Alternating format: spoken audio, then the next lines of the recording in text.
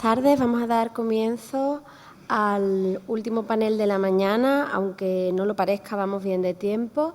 Y en primer lugar, el panel va a tratar sobre las influencias de la tragedia griega, o de la tragedia en general. Podemos hablar de ello en el debate. En Juego de Tronos. En primer lugar, va a intervenir Alexia de Dieu, de la Université Grenoble, que va a hablar de Murder Among Friends, Echoes of Greek Tragedy in Astomosor's Red Wedding.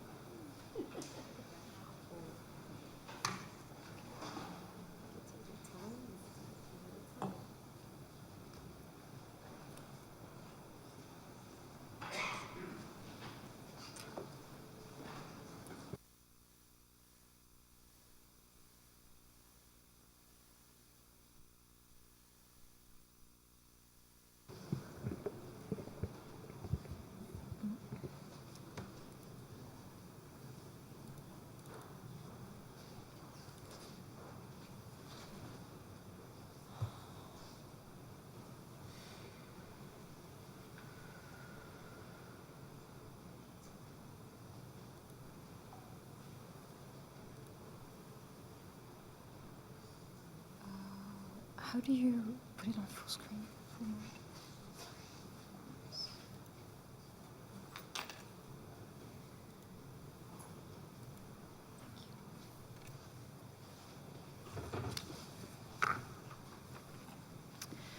So first I would like to thank the organizers for having me.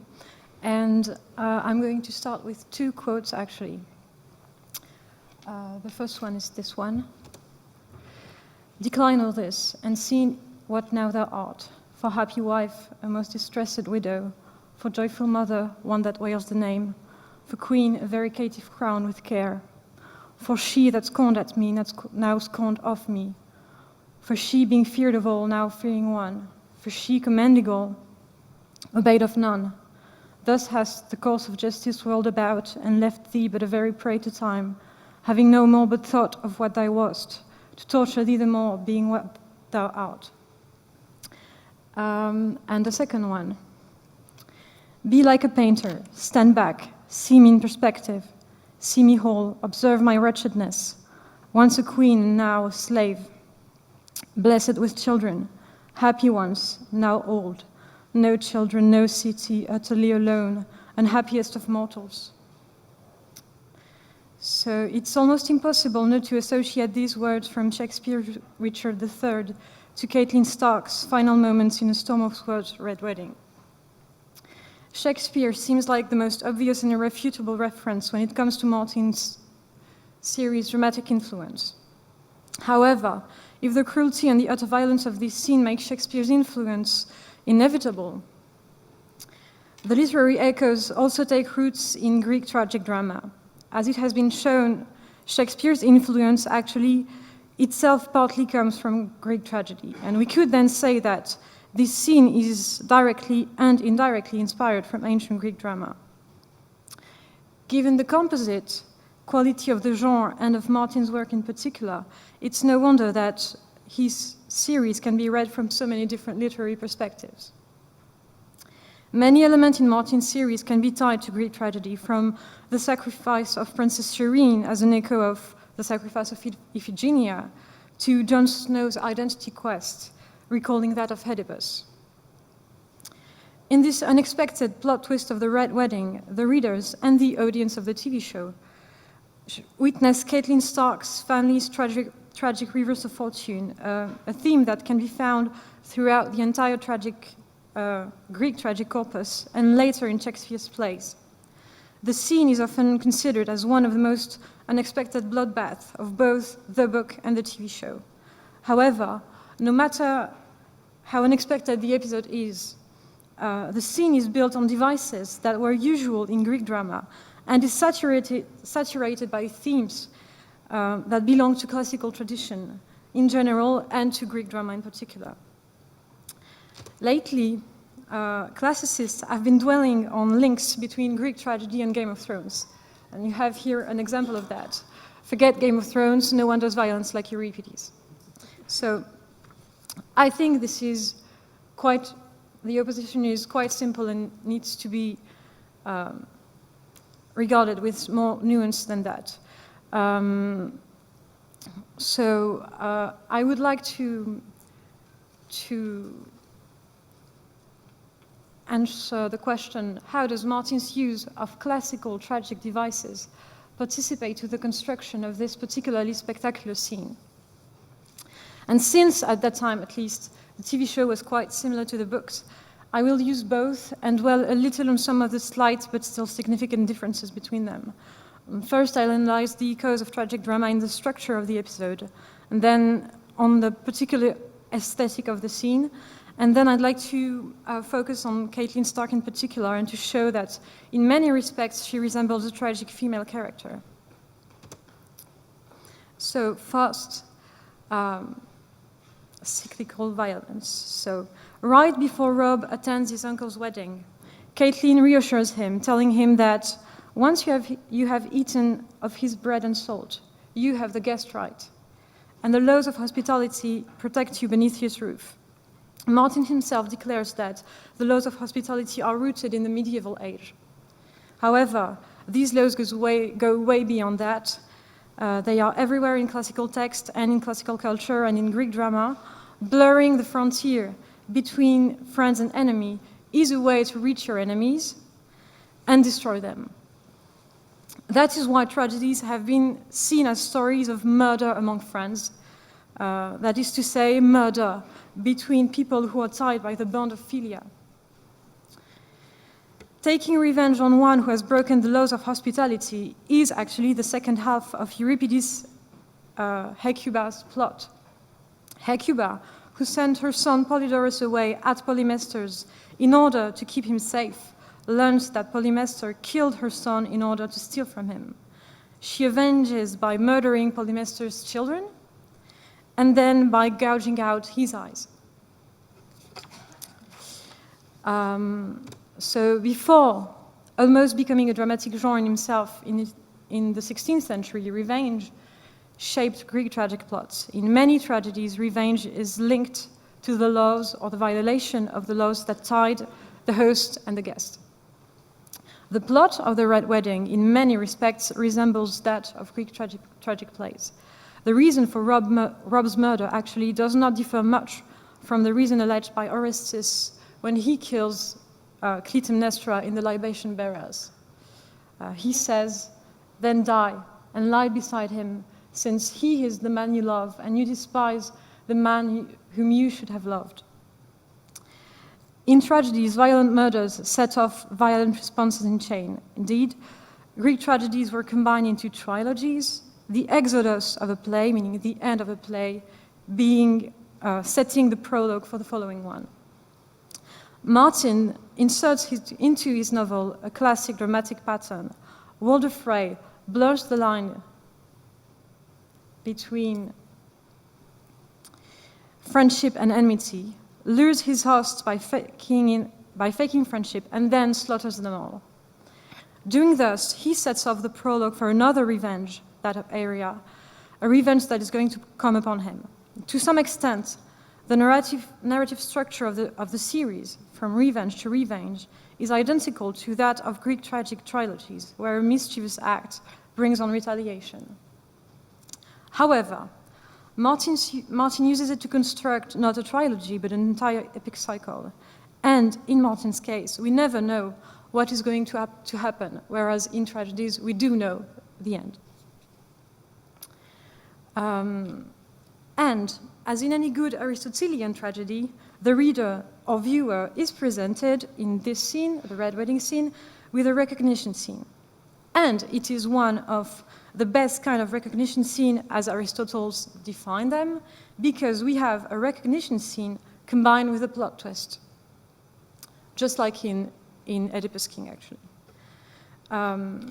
As Deianira in Sophocles' Women of Trachis, when she understands that she has been tricked by the centaur and that the gift she sent Heracles is not a love potion, but a deadly poison that's going to make him burst into flames, and she says, "For why, in return for what, could the monster have done a kindness to me? The cause of his death? It cannot be, but he cajoled me, wishing to destroy the man who had shot him. This I learned too late, when the knowledge cannot serve me." Here you have an example of recognition, which is similar to the recognition of Catelyn in this episode. Catelyn Stark understands too late the signs she has been missing all along. Here, the recognition is combined with a plot twist. The wedding turns into a slaughter. It has been noted lately, as I showed you before, that Martin's text and the TV show are not much more violent than any Greek tragedy. However, Martin's plot twist goes further than a tragedy would have, because as Simon Goldhill recalls, in tragedy, violence is verbal, terror is conveyed by speech, and sometimes we see the result of the deed. We see, for example, in Hecuba, the bloody face of Polymestor, but his eyes are not being gouged out on the scene. It's told to us by a messenger speech. The deed itself does not happen on the stage, whereas in Martin's case, it does. Martin's depiction of terror is as violent as any Greek messenger speech. However, a messenger speech is limited to words. Martin's terror goes beyond tragic terror because, in his case, the terror is told, but it's shown as well, and it happens directly to the characters. We see them live through it. The Red Wedding, just as tragedies did, conveys terror and pity, and Catelyn's supplication arouses pity. However, terror here might be even more obvious than pity. The slaughter perpetrated by the phrase, and even Catelyn's immediate revenge, arouse a feeling of terror. The depiction of Catelyn murdering Walder Frey's grandson reminds the terror that Greek drama creates mostly through the messenger scenes. So I said grandson because in the book, she kills his grandson, not his wife. So Martin writes, Robb had broken his word, but Catelyn kept hers. She tugged hard on Aegon's hair and sewed at his neck until the blade grated on bone. Blood ran hot over her fingers. His little bells were ringing, ringing, ringing, and the drums went boom, doom, boom. This description is one of the many examples that convey the unexpected terror to the readers and viewers. But here's an interesting discrepancy between the TV show and the book. In the TV show, she murders, as I said, Walder Frey's wife, and not a child. And one could wonder if the scenarist of the show thought it was too complicated to add Jingle Bell's character, meaning Walder Frey's grandson, or if they would rather show her killing an adult woman rather than a child. The difference between the book and the TV show could be a hint that Catelyn Stark, in Martin's book, was too much of a tragic character for a large modern audience. And interestingly enough, it seems that a worldwide audience is not seen as ready to relate to a woman who slaughters a child. We could wonder why. One of the acts that makes Catelyn Stark a fierce and fearless female character in the book had to be slightly corrected, it seems, to please the audience, which forces us to question our spectacular poetics of terror. And finally, Catelyn Stark has many of the traits of a tragic female character. When Catelyn realizes that they have been trapped, she reacts with violence and supplication, both of which are usual in Greek tragedy. The main tragic female reference here that comes to mind is that of Hecuba. Many elements in that scene directly or indirectly refer to the tragic character of Hecuba. The character's supplication echoes the tragic lament of women in Greek tragedies. For example, Clytemnestra begging for Iphigenia's life, Hecuba begging for Polyxena's life, Andromache begging for Astyanax's life. Basically, a powerless woman begging a male enemy for a child's life. The scene appears as such in the TV show as well. Please, he is my son, my first son and my last. Let him go, and I swear we will forget this. Keep me for a hostage. Keep Edmure as well if you haven't killed him, but let Rob go. On my honor as a Tully, on my honor as a Stark, I will trade your boy's life for Rob's. Here again, these words remind those addressed, for example, by Hecuba to Odysseus before her daughter gets sacrificed. She says, "If your Achilles must have his victim, Odysseus, if you have any care for your own honor left, then let her live. Let me take her place upon the tomb. Kill me, be merciless to me, not to her. For I gave birth to Paris, whose arouse brought Achilles down." As well, her final address to her dead husband is also a tragic theme. Before dying, in the book, as many female tragic characters before her, she addresses her late husband, asking in vain for his help. She says, so that's only in the book because the TV show doesn't show that. Our children, Ned, all our sweet babes, Rickon, Bronn, Arya, Sansa, Rob. Rob, please, Ned, please make it stop hurting. In her cries for help, we can recall, for example, Megaros' famous lament in The Madness of Heracles, where she says, "Oh, dearest Heracles, if any voice of mortals reaches Hades, hear me now. Your sons, your father are dying, and I, who was once called blessed because of you, help us come even as a ghost, even as a dream, your coming would suffice. For these are cowards who destroy your sons." But as some female tragic characters, one of her reactions is also to answer violence with violence. That part of the character, enhanced in the narrative part of the novel, is someone, again, slightly erased by the TV show. In the book, this is what she says to herself. She says to herself, "I have to reach him. In a coat of gold or in a coat of red, a lion still has claws, and mine are long and sharp, my lord, as long and sharp as yours. I will kill Walder Frey. I will kill the old man. I can do that much at least." Her words remind Hecuba's will for vengeance when she says, "No, not freedom, revenge. Only give me my revenge and I'll gladly stay a slave the rest of my life." Hecuba's resolution to murder Polymestor's children and to gouge out his eyes, for example, can be recalled in Caitlyn's words. Caitlyn murders Walder Frey's grandson, just as Hecuba murders Polymestor's children and then gouges out his eyes.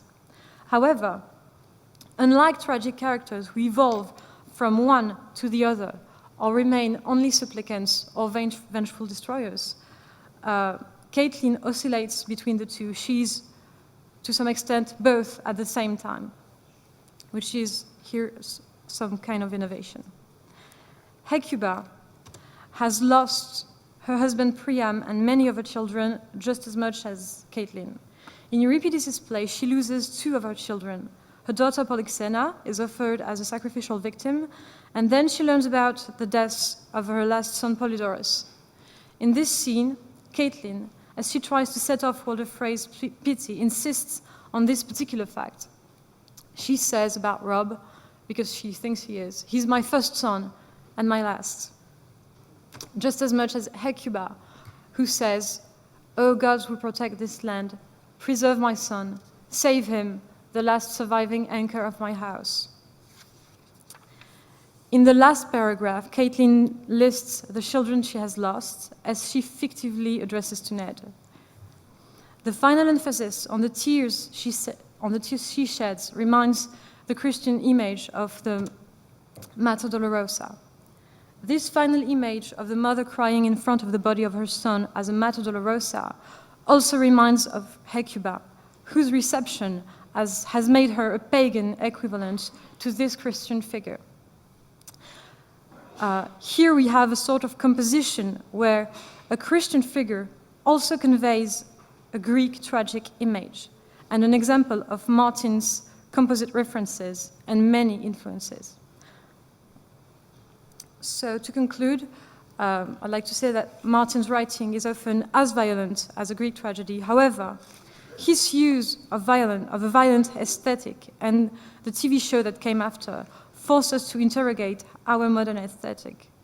Martin's work is directly and indirectly connected to Greek tragedy, but reinvents and reuses its devices to create a text that deconstructs, to some extent, the traditional epic fantasy.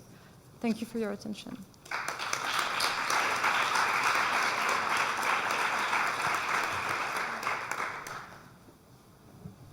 Thank you so much, Alexia, for your wonderful paper. Now it's the turn of Isidro Molina Zorrilla, who will talk about La anagnórisis de Ned Stark, tragedia griega en Canción de Hielo y Fuego.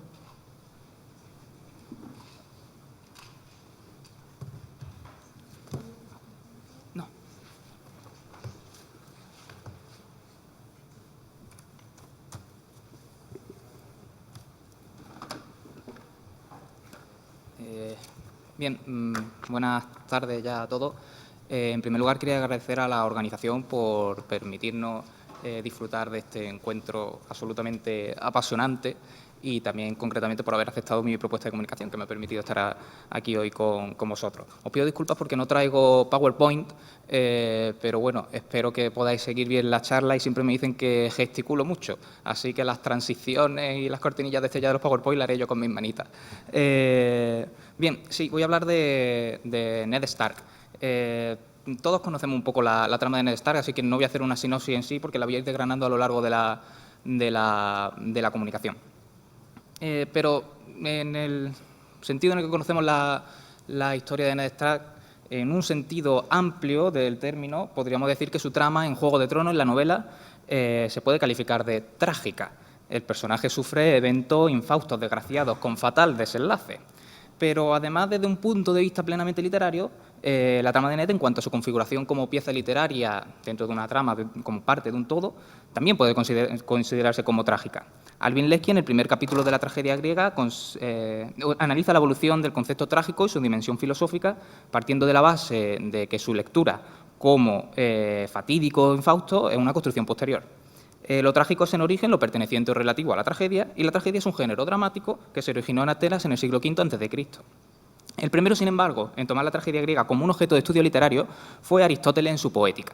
Y que se trata de un breve y fragmentario tratado que data del 334 a.C. aproximadamente. Se trata de una obra desordenada, no destinada a la publicación, que dista un siglo del periodo álgido de la tragedia y que está considerablemente influida por la perspectiva filosófica de su autor, lo que exige una lectura crítica. Pero aún así, la Poética se constituye como una pieza ineludible en el estudio de la tragedia griega y es de gran influencia en la literatura posterior, especialmente a partir del Renacimiento, donde resurge un renovado interés por la composición dramática. El análisis de Aristóteles es eminentemente formal. Su definición de tragedia obvia las importantes consideraciones políticas y religiosas del género para centrarse principalmente en sus características técnicas y compositivas, así como en el efecto que esto produce en el espectador. Geoffrey Brereton, y no es ninguna broma, se llama así el estudioso, aísla las teorías aristotélicas relativas a la definición de tragedia que más han influido en la literatura posterior: la catarsis, la anagnórisis o reconocimiento, el héroe trágico, el error trágico y la acción como motor del drama. Todas ellas, salvando las evidentes distancias, pueden ser reconocidas en la construcción de la trama de Ned Stark en Juego de Tronos. En este trabajo llevaré a cabo un análisis puramente formal de la trama de Ned con el fin de mostrar el componente trágico en la narrativa de Martin, como ha hecho la compañera.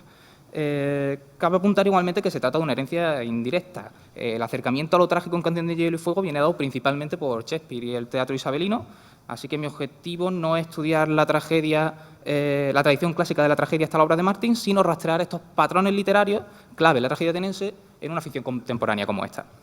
Bien, pues doy comienzo con la configuración de Ned como un héroe trágico. A lo largo de la Poética, Aristóteles apunta varias características que debe reunir el protagonista de una pieza trágica.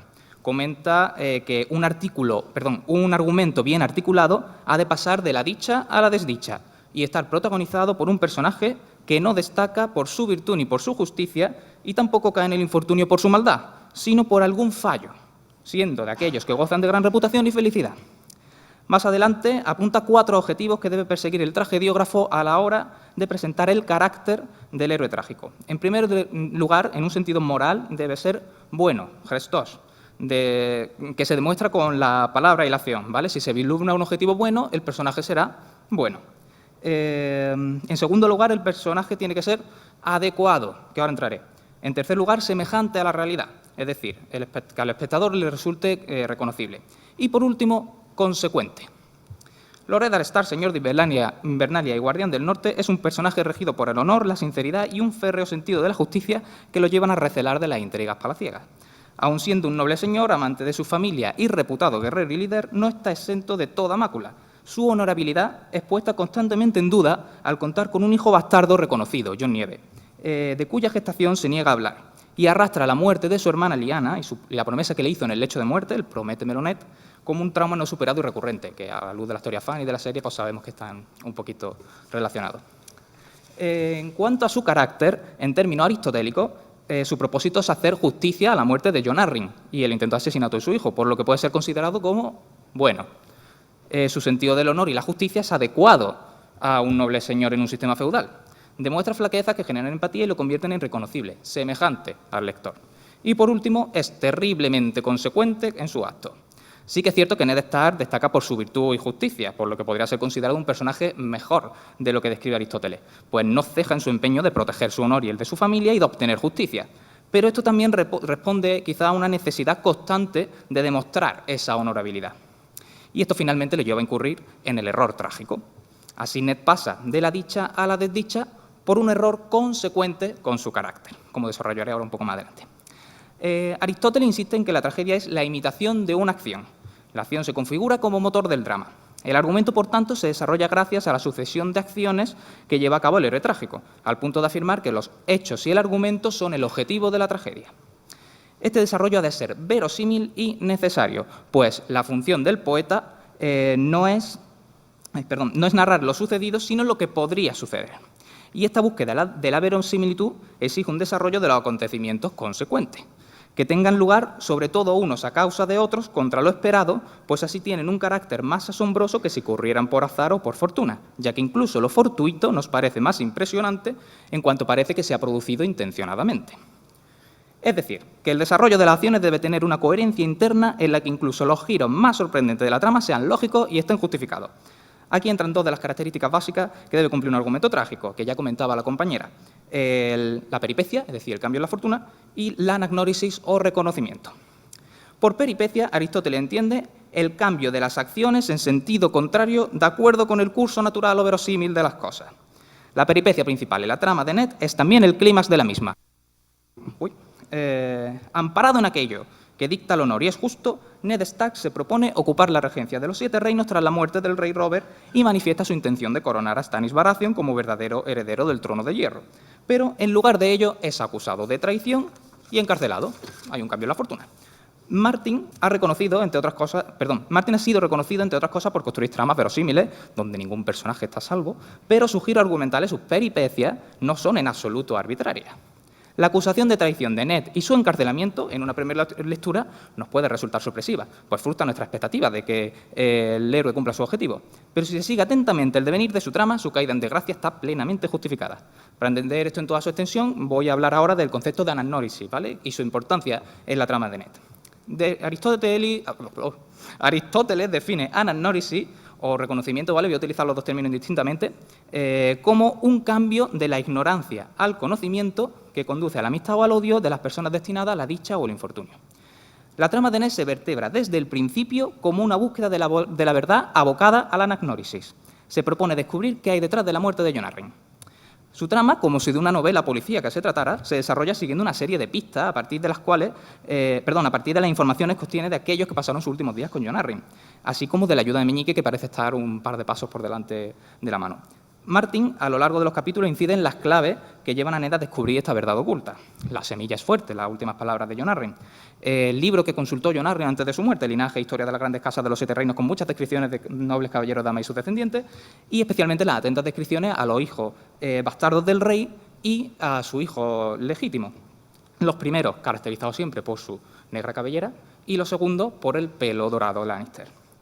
El reconocimiento final tiene lugar gracias a su hija Sansa, que, enamorada del príncipe Joffrey, cuando su padre les comunica que las va a mandar a Invernalia, ella, en un alarde de enfado, dice que el rey Joffrey no tiene nada que ver con el borracho del rey.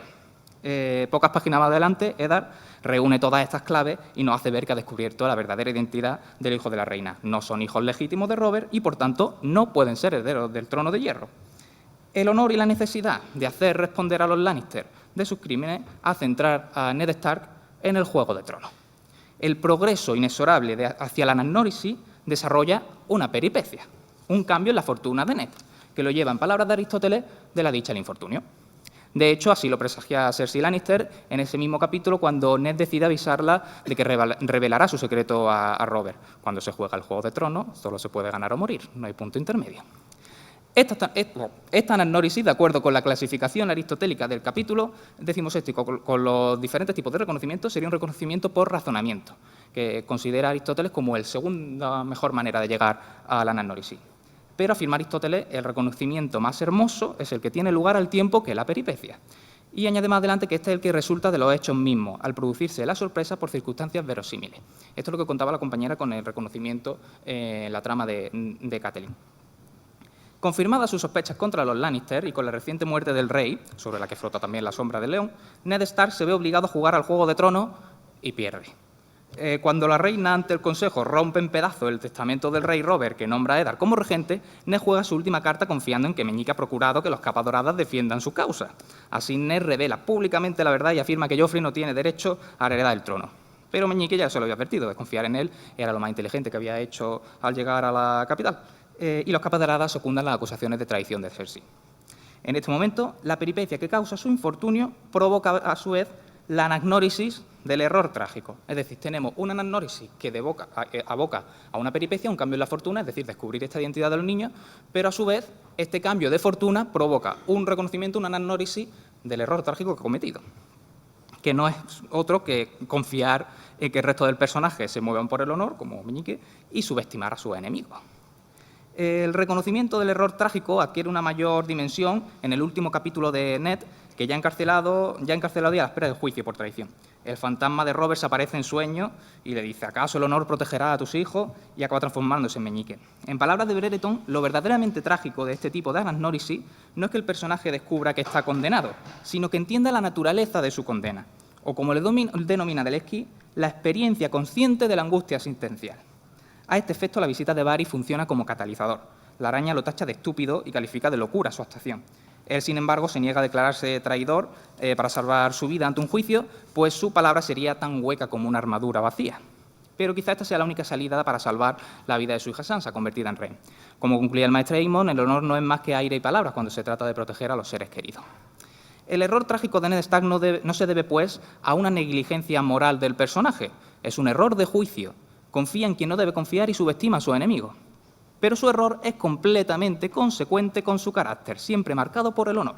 Incluso cuando tergiversa el testamento del moribundo Robert, cambiando las palabras mi hijo Joffrey por mi heredero, algo que lo hace sentirse sucio, Ned demuestra que obra teniendo en mente un bien mayor y más honorable. Las mentiras que decimos por amor, se dice. A lo largo de la novela, todas sus acciones son movidas por el honor y el sentido de la justicia, y los diferentes devenires de la trama, las pequeñas peripecias que la construyen, son debidas a errores de juicio asignables a su personalidad. Martin, en un alarde de ironía trágica, revela en varias ocasiones, o prácticamente en cada momento, en boca de diferentes personajes la naturaleza de su error, como a un Ned que se califica a sí mismo en las mazmorras 3 veces idiota y encima ciego. Vestís vuestro honor como si fuera una armadura Stark, creéis que os protege, pero en realidad no es más que una carga que os hace moveros despacio. Finalmente, Ned Stark, en un último intento por proteger a su familia, se reconoce ante el pueblo y la corte como traidor.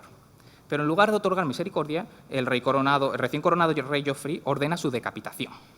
Si, según Aristóteles, la tragedia, por medio de la compasión y del miedo, logra la catarsis de tales padecimientos, como lectores hemos alcanzado la catarsis con la tragedia de Ned Stark. Nancy Sorkin-Rabinovitz entiende la catarsis aristotélica como la estimulación de unas emociones y el posterior vaciado de las mismas, que permiten al espectador salir del teatro en un estado de calma y no de crisis.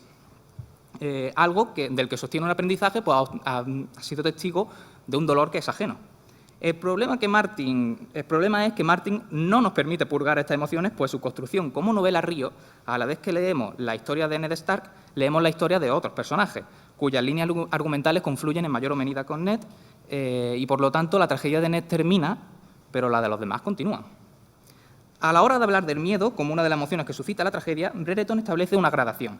Si el miedo es la fuerte aprensión antes del golpe de efecto, es decir, el suspense generado antes de la caída en desgracia, el horror es la repulsión provocada por la visión del acto ya cumplido. En la tragedia griega, como decía la compañera, el horror queda fuera de escena. Y curiosamente, en lo que parece un guiño involuntario de Martin, la muerte de Ned tiene lugar fuera de sus capítulos.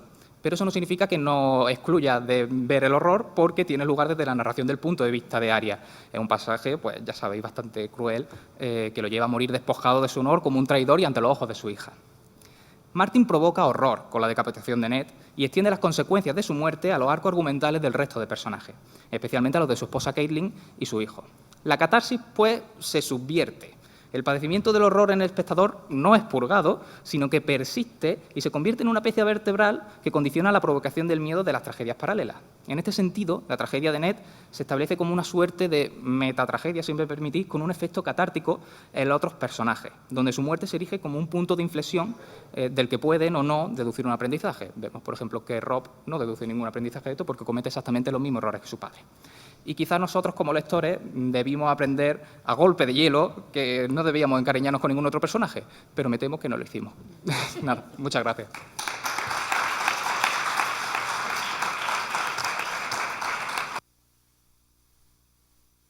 Muchísimas gracias, Isidro. Muy reveladora tu intervención y llamo al estrado a Alexia para que tengamos un momentito de debate.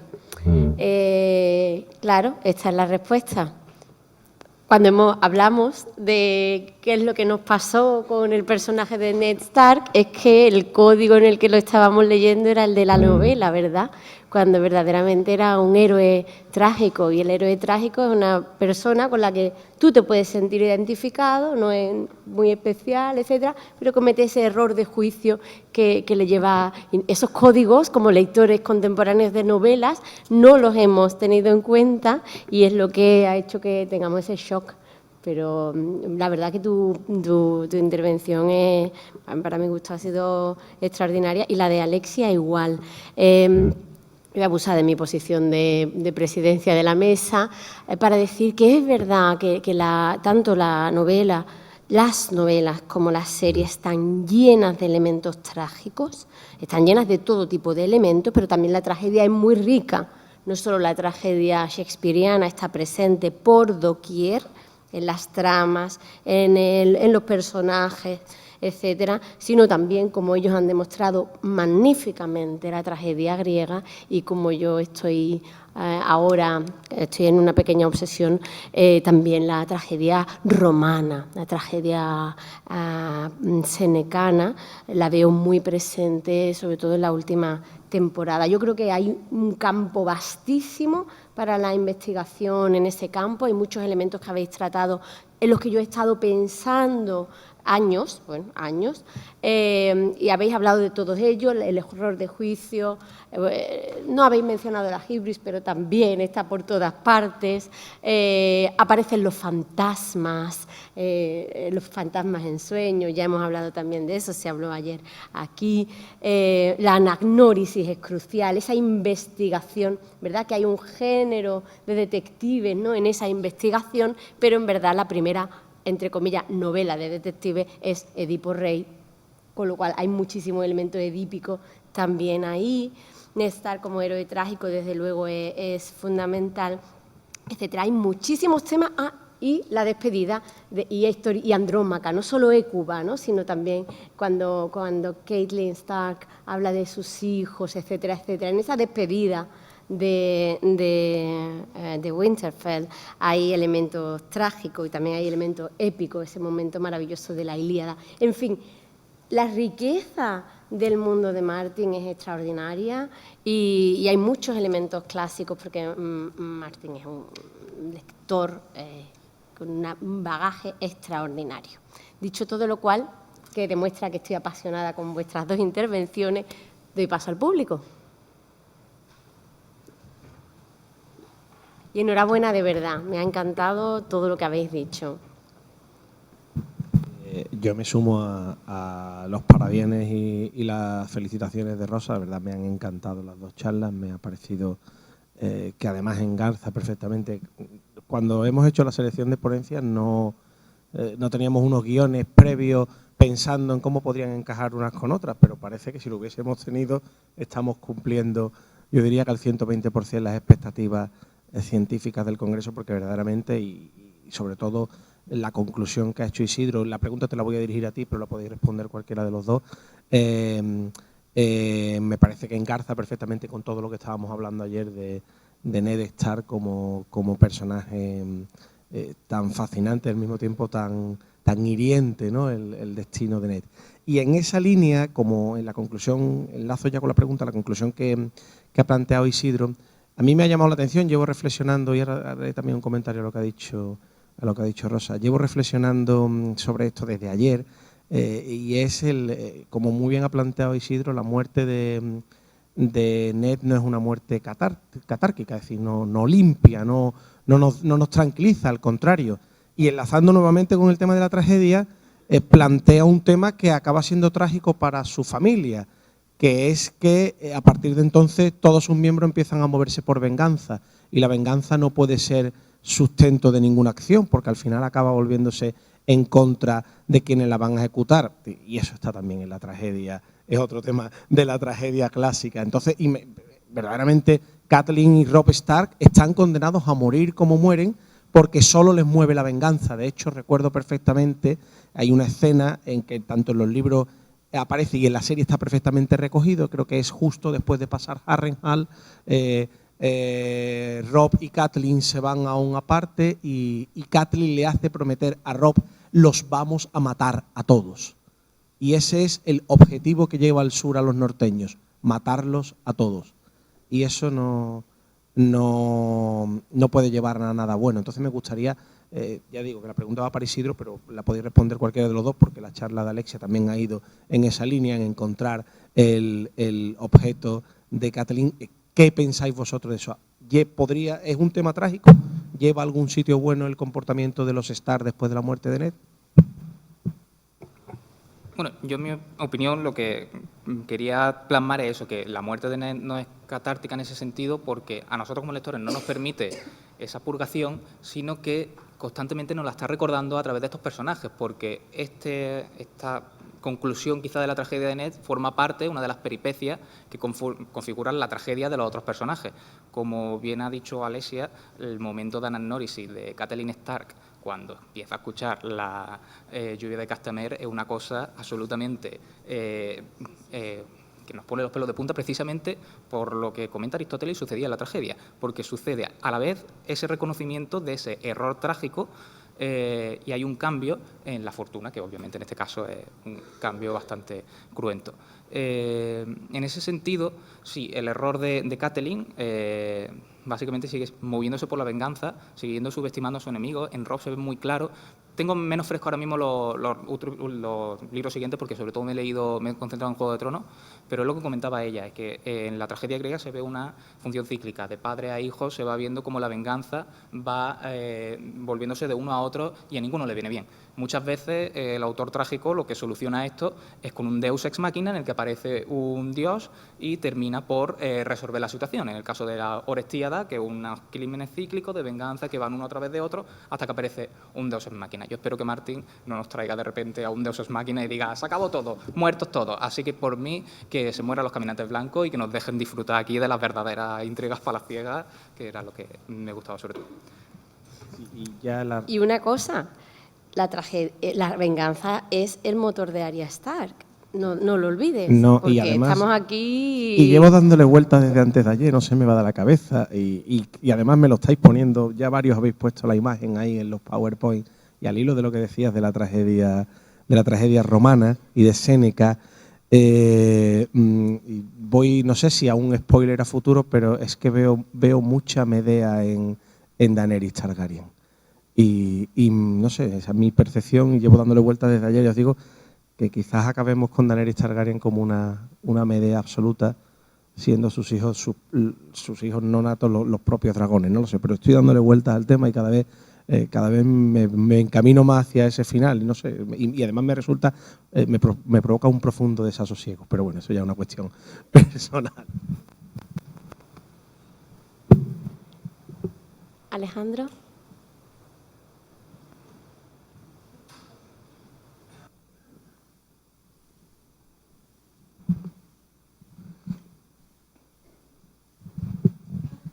Yeah, I have a question for Alexia because well, you have been talking about vengeance as trope in Caitlin's story, but I think it's very interesting the next part of her story when she becomes the Lady of Stoneheart, I believe.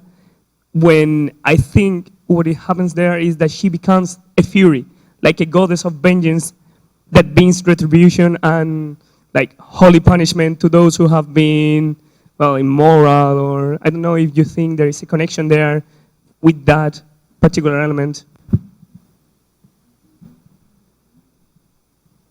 Hear me? Oh, thank you. There could be, because I don't know if you read Hecuba, but at the end of Hecuba there is a prophecy where Polymestor tells Hecuba that she's going to come back as a female dog. I'm not going to say the word because it's a bad word, but she's supposed to come back as a female dog, and I think that it might have set the prologue for another tragedy for the trilogy. So yes, there may be a connection here as well. I also think that there's something quite Shakespearean about it, because characters in Shakespeare often come back as ghosts. Most of the time in Shakespeare it's men, if I read Shakespeare well, but I haven't read all of it, so maybe sometimes it's women. But in Shakespeare, many men come back as ghosts, actually. Banquo in Macbeth, the beginning of Hamlet, of course, the most famous ones. I don't know if I answer you. Yeah, thank you very much.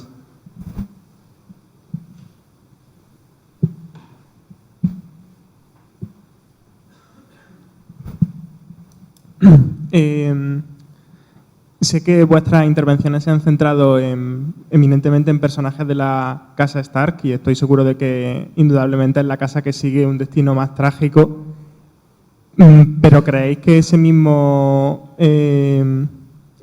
matiz trágico se puede aplicar a otras familias de Poniente?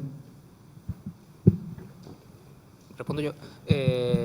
Sí, indudablemente. Porque precisamente a mí Ned Stark me daba el problema de que, de acuerdo con lo que vemos en los héroes trágicos y lo que dice Aristóteles, Ned Stark es prácticamente un personaje sin mácula ninguna. Es decir, según Aristóteles, un personaje tan bueno en ese sentido no causa un efecto trágico relevante. Entonces Ned Stark daba ahí un poco más de problemática.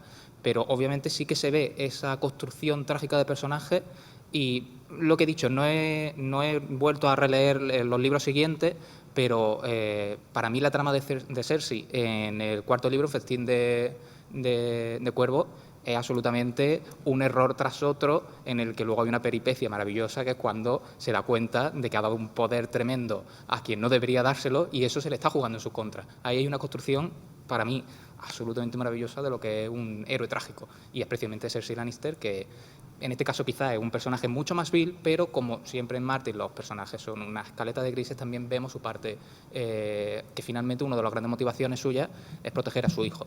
Entonces tiene ahí esa dualidad. Y Daenerys Targaryen, que comentaba el profesor, no sé si como Medea, porque estos días también llevo dándole varias vueltas a raíz de lo que se comentó aquí en el foro, no sé si ya ha matado a su hijo, porque el hecho, spoiler,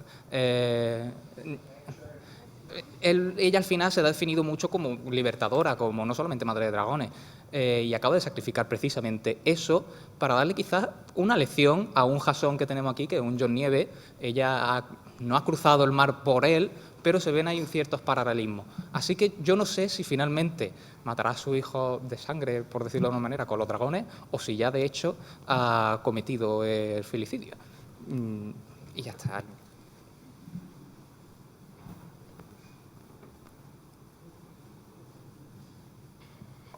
Y es que por todas partes, yo sigo con Arya, y los Frey. Es que cómo se venga Arya de los Frey. Es la casa de los Atridas, perdón. Es la casa de los Atridas, ¿no? Y lo de Medea. Y Medea tiene varios problemas, ¿no? Bueno, tiene mucho.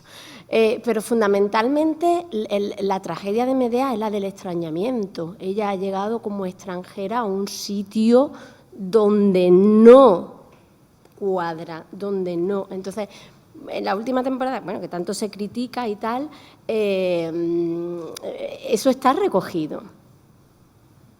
No es bienvenida de alguna manera. No, de alguna manera no es bienvenida, igual que en la tragedia de Eurípides no encaja.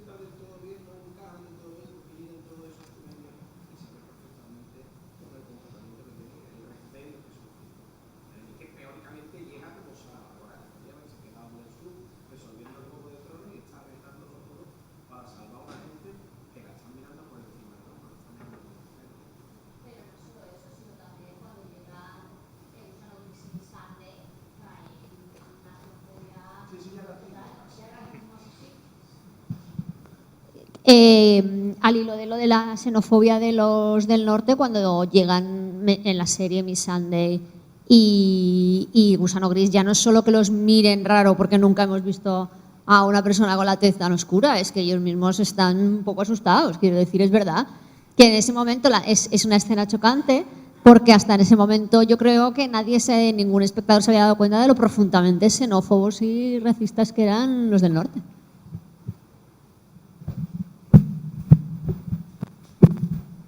Que quería preguntar que La Boda Roja, además de continuar esa línea de venganzas y de muertes en la familia propia de los Stark, creo, y por eso pregunto, que si La Boda Roja también es una forma de hacer partícipe de ese ciclo de venganzas a todo el norte, porque en la serie se ve menos, pero en los libros, esa cruzada que tenían los Stark de matemos a los Lannister, los sureños, una vez ocurre La Boda Roja y todas las familias del norte pierden familiares, cuando sigue la serie de la novela y en el norte se empiezan a ver los Manderly y el resto de familias, el norte recuerda es porque en verdad todos han perdido a alguien. Entonces como que todo el norte hace la guerra como algo personal.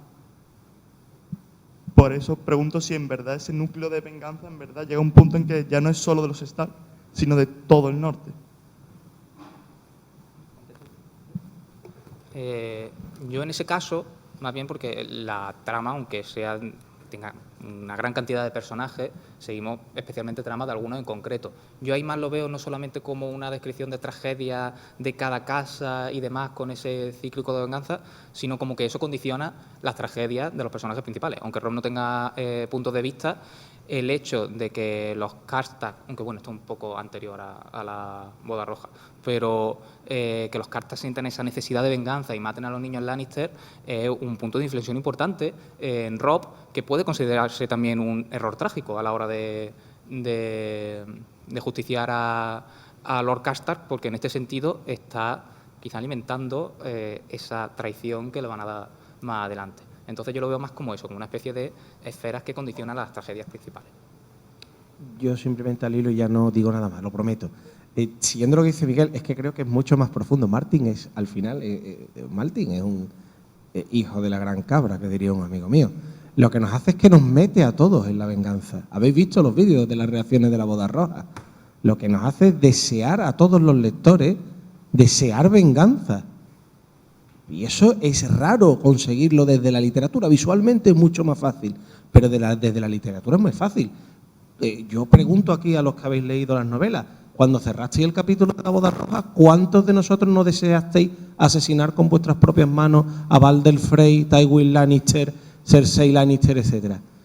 Todos quisisteis matarlo con vuestras propias manos. Yo quise, o sea, yo disfruté como un enano cuando Arya cocinó a los herederos de Balder Frey a fuego lento y después se los dio a servir a su propio padre antes de matarlo. Es decir, Martin lo que consigue es que todos queramos vengarnos.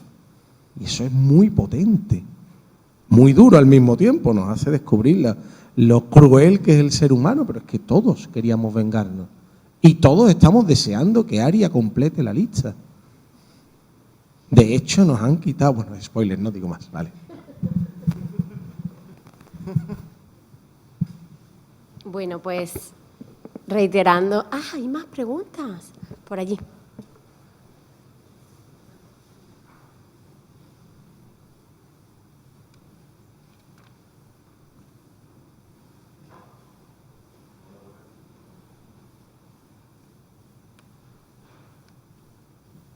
Sí. Hola, buenas. Felicidades ante todo porque también me ha parecido una intervención apasionante.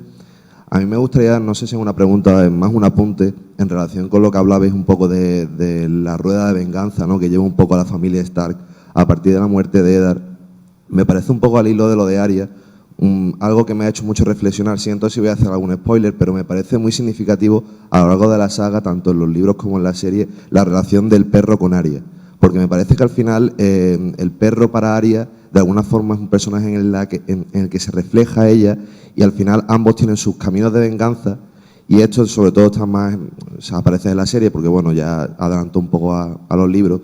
Esa escena en la que se rescata de la cuarta temporada como un significado para la redención del perro, en el que el perro entierra a esa familia que mató al final cuando le robó en la cuarta temporada, no sé si lo recordáis, en la séptima temporada, el perro llega a una casa en la que entierra una familia que muere a causa de que el perro en la cuarta temporada, cuando aún continuaba con Arya, pues mata porque le roba el dinero que le quedaba para el invierno y se ve una escena en la que el perro entierra a esa familia como una forma de redención del personaje. Entonces siempre me llamó mucho la atención porque al hilo de lo que está ocurriendo ahora en esta última temporada, ese último encuentro en el que Arya está con el perro y va a cometer la venganza de su última lista, ¿no?, que es Cersei Lannister, como el personaje probablemente más principal de la lista, y en ese último momento el perro le dice: no sigas este camino, no seas como yo, y en ese último momento pues Arya le dice gracias, ¿no? Como, para mí en ese momento es como que el perro consigue pues la redención que ambos personajes de forma paralela han tenido y que se han vuelto a encontrar en esta temporada. Tienen como esa ruptura de que el perro se da cuenta de cuál es el camino de Arya y no quiere que siga por su camino. Y para mí ese gracias último de ese último capítulo de la octava temporada es como, bueno, pues no sigas por este camino, sigue por el tuyo propio y acaba con esta venganza. No sé si es una pregunta, pero bueno, un poco al hilo de todo esto.